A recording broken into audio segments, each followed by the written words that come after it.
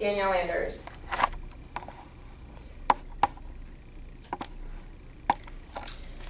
Good evening, ladies and gentlemen. My name is Danielle, and tonight I'm going to talk to you a little bit about divorce in America. By show of hands, who here is married? Okay. And by show of hands, has anybody experienced a divorce or anything before? No? Okay. Well, divorce is a life-changing event, and it's happening in America at an exponential rate. Some say that the divorce rate is decreasing, but they also say that the marriage rate is decreasing as well along with that. According to the United States Census Bureau, in 2009 alone, in a 12-month process, there were 2,287,000 males and 2,209,000 females married. And also in 2009, there were 1,099,000 males and 1,220,000 females divorced. So, and that was in a 12-month period. And here, if you take a look at this chart, you can see the numbers side by side for the females, the white representing their marriage, and the red representing their divorce, and along with the males, the white also representing marriage, and the red representing divorce. And that is in a 12-month period. According to the divorce rate organization, it is estimated that between 50 and 67% of all first marriages end in divorce. And the rate is 10% higher for those that are entering their second, and then the rate increases and increases for each marriage that you have. There are at least 4 main types of divorces that you can get for struggling couples.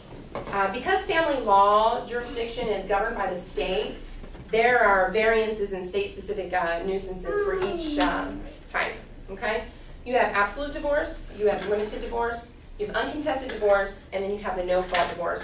I know it seems very pressuring as what one is what, so I'm going to go ahead and tell you a little bit about it.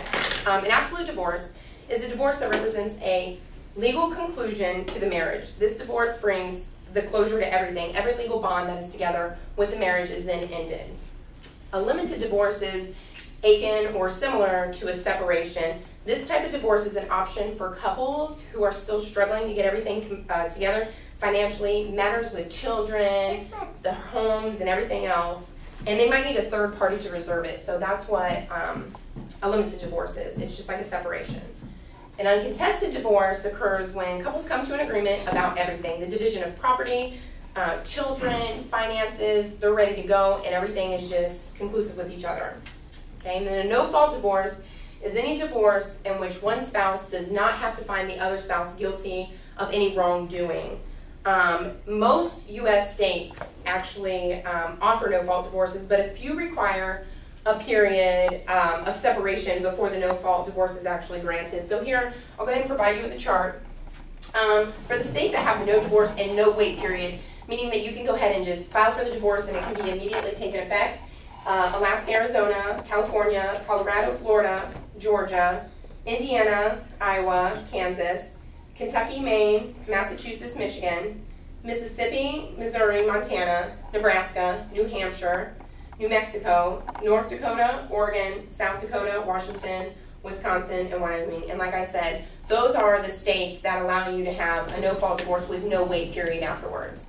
Now, moving on to the list of states with no-fault divorces that actually require a separation, you have Alabama, that's 2 years, Connecticut, that's 18 months, Hawaii is 2 years, Idaho is 5 years, Illinois 2 years, Louisiana 180 days, there's a typo there, it's actually supposed to be 180, Minnesota is 180 days, Nevada is 1 year, Ohio is 1 year, Pennsylvania is 2 years, Rhode Island is 3 years, Tennessee is 2 years, Texas is 3 years, Utah is 3 years, and West Virginia is 1 year. So again, those are the states that actually require a separation prior to granting that no-fault divorce. And then, all right, now that we have talked about the actual divorce types, we're going to bring into the fact of what even brings up a divorce in some of the marriages that you have. There are many and many of reasons, but according to a study that was conducted by the University of Iowa, there are 3 top reasons on why couples decide on divorce. You have communication problems, infidelity problems, And then of course you got the intervening of family and friends. That's another real big, important piece to it. Along with the several causes for divorce, there are several people affected as well. Divorce is everywhere. So the spouses, the children, the immediate family, and of course with every situation, different people are affected. Of course, this is all just done by the top 3 reasons with the top 3 people affected. Most spouses, before they go ahead and start with the divorce, they discuss the pros and cons prior to. Things like, can we go to marriage counseling to go ahead and see if we can resolve any issues before we decide on actual divorce. And then some of them sit down and make a chart that are like, what are the positive and negative consequences of the divorce? Who does it affect? What are we affecting in it?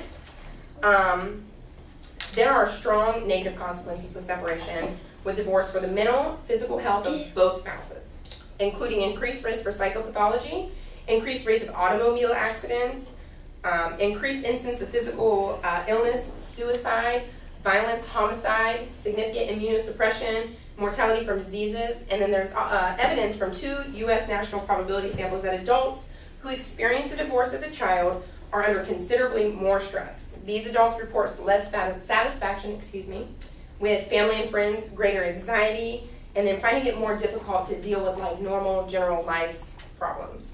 In children, marital distress, conflict, and disruption are associated with depression, withdrawal, poor social competence, poor health, and academic performance is also an effect on children. And according to an article in the Family Advocate, telling your children or your child about your divorce is one of the most emotionally heart-wrenching and challenging difficulties that one might face in a relationship. So now that we've figured out why, after the decision is made and divorce is imminent, it is time to think, for the spouses to think about life after divorce. Things like mending family relationships, dealing with children who are still coping, finding happiness within yourself, maybe even starting a new relationship, resituating your finances. You went from a 2-household income down to a single income. So those are all things that you got to start thinking of. Divorce is finality in a marriage. Remember to think about the other people affected by the decision to divorce. And look into the requirements of the state that you're under jurisdiction for further education for yourself. So with that, if there isn't any questions, that concludes my speech. What was my time?